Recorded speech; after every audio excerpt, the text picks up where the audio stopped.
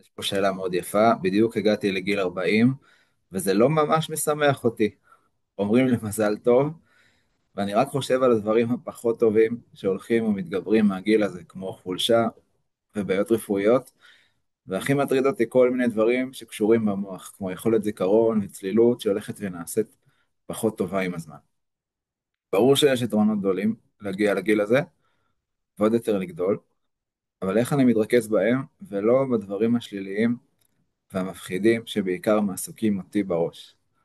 טוב, אז זו שאלה מרגשת, כי גם אני עוד רגע בן 40, וגם אני באותה ביצה, או באותה פריחה, השאלה איך חושבים על זה. אז קודם כל נתחיל, נחשוף את נקודת ההנחה שיש כאן. זאת אומרת, יש פה הנחה סמויה, או כמה הנחות, שגיל 40 גם צריך להיות איזשהו משבר, וגם צריך להיות מלווה, ככל שאנחנו עולים בשנים, בפחות ופחות שמחה, בגלל כל מיני דברים רפואיים, מנטליים, שאנחנו מתמודדים איתם. זאת אומרת, זאת נקודת ההנחה. אז קודם כל, זה נכון, יש דברים שהם פשוט נכונים. זאת אומרת, ככל שאנחנו יותר עולים בשנים, אנחנו עולים בחוכמה, בניסיון חיים, בכל מיני מיומנויות, והמון דברים טובים, אבל זה נכון, אנחנו גם עולים בדברים שאי אפשר להתווכח איתם, שהגוף נחלש, שהיכולת המנטלית נחלשת, לא עלינו מחלות יכולות להופיע, זה דברים שאי אפשר להתווכח איתם. אבל נקודת ההנחה שאני שומע בשאלה הזאת, שזה בהכרח רע. זאת אומרת, שלנו יהיה רע, אם ניתקל באותן תופעות פיזיות נפשיות שהולכות ומתגברות אחרי הגיל הזה. עכשיו, מי אמר שזה נכון? זאת אומרת, מי אמר שאי אפשר לשמוח תוך כדי שאנחנו חווים שינויים בגוף ובמנטליות שלנו, אפילו אם הם לא נעימים. מי אמר שהשמחה לא יכולה להופיע גם שם? זאת אומרת, נקודת ההנחה הזאת, מי אמר שהיא נכונה? שבכך אנחנו נסבול. אי אפשר להתווכח עם זה שעולים המון מחשבות לגבי הגיל שלנו, לגבי המצב הרפואי והמנטלי שלנו. עם זה אין ספק, שעולות המון מחשבות. חלקם לא מחשבות נעימות. זאת אומרת, אם נחשוב שיהיה לנו רע, כשנתבלבל בשמות חדשים, אז אוקיי, זאת אחת המחשבות, אבל זאת רק אחת מהמון המון המון אפשרויות שיש לנו לחשוב על הגיל הזה. זה דבר אחד.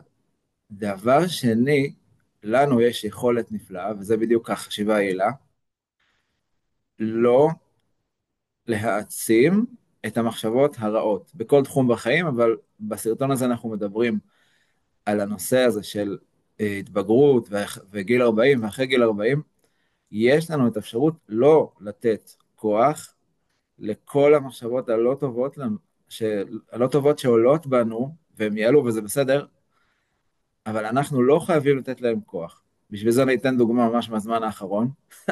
לפני כמה ימים, אה, אני עדיין במילואים, ולפני כמה ימים הייתי בעמדה ששם ראיתי מולי ברקים מאוד מאוד חזקים. היה ברוך השם, היה יופי של גשם, ממש מולי. אה, לא היה אצלנו, אבל ראיתי עננים וברקים פשוט עם הבזקים מאוד חזקים. עכשיו, בפעם האחרונה שאני ראיתי כאלה הבזקים, זה היה ב... במלחמה עם איראן. זאת אומרת, ישר האסוציאציה שלי הייתה שיש פה הפגזה, וישר נכנסתי ללחץ, ולא הבנתי למה אני לא מקבל התראות מפיקוד העורף, ואמרתי, טוב, מה זה יכול להיות? אולי זה גשם, בואו ניכנס למקם הגשם, וראיתי שבאמת מולי יש חתיכת ענן, שמאוד מאוד מרוכז, שהוא מייצר את הברקים. עכשיו, מה קרה מהרגע הזה?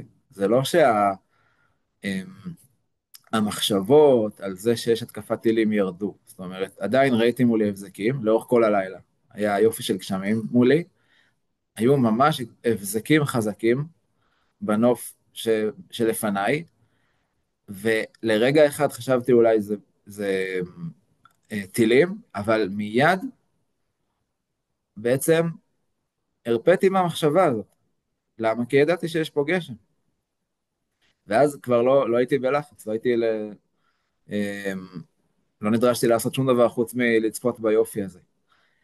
וזה דוגמה מאוד פשוטה למה היכולת שלנו להתנהל מול המחשבות הרעות בכלל, אבל ספציפית המחשבות הלא נעימות שעולות סביב הגיל שלנו, במיוחד 40 ומעלה, שאנחנו ממש רואים איך הגוף והמנטליות שלנו משתנה.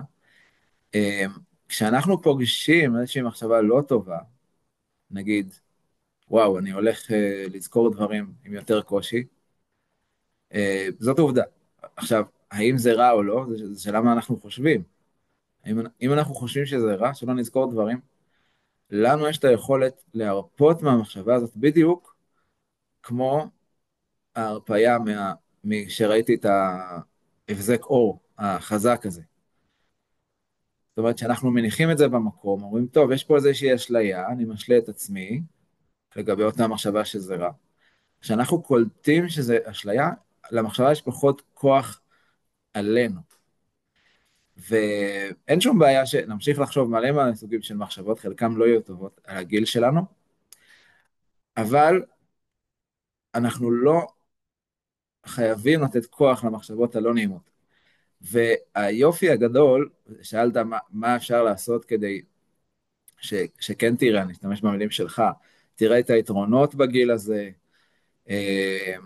ואת היופי, ולא תתעסק בדברים השליליים והמפחידים, אז היופי לראות את היופי בגיל, ויש המון יופי, אין סוף יופי, לראות אותו זה לא משהו שצריך להתאמץ, אלא ככל שאתה תרפה מהמחשבות הלא נעימות סביב הגיל, סביב ההשפעות, סביב הבריאות, סביב ההשפעות הנפשיות, גופניות, ככל שאתה תרפה מהם, היופי יתגלה. השמחה, שזה בעצם, בסוף זה המטרה שלנו, להגיע לשמחה, גם מול שינויים מאוד מאוד גדולים בגוף ובמנטליות שלנו, השמחה תתגלה כשאנחנו נרפה מאותן מחשבות לא טובות שסובבות סביב השינויים בגיל. והיופי, ולראות את היופי בשנים הללו,